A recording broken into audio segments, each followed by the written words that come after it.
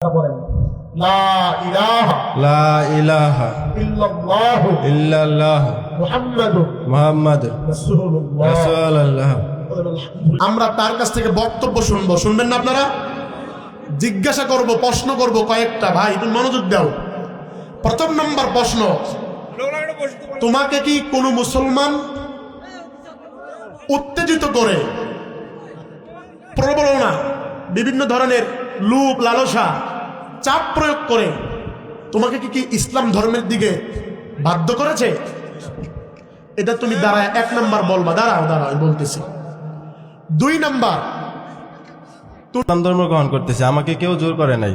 আর আমি প্রাপ্তবয়স্ক, আর আমি ইসলাম ধর্ম ওই জন্য গ্রহণ করতেছি যে ওই ধর্মটা আমার কাছে ভালো লাগছে। আমি এতদিন হিন্দু ধর্মেতে ছিলাম, আমি এখন আমার নিজ ইচ্ছায় স্বইচ্ছায় আমি ইসলাম ধর্মেতে আসতে যেতেছি। আলহামদুলিল্লাহ। আল্লাহ তাআলা এই ভাইয়ের ঈমানে বারাকা দান করে, বলেন আমিন। আপনাকে কেউ জোর করছে?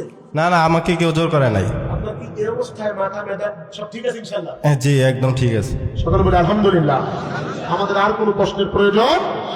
আল্লাহ তাআলা কবুল করুক, জোরে বলেন আমিন। আমার সাথে বলেন আউযু বিল্লাহি মিনাশ শাইতানির রাজিম। আউযু বিল্লাহি মিনাশ শাইতানির রাজিম। বিসমিল্লাহির রহমানির রহিম। বিসমিল্লাহির রহমানির রহিম।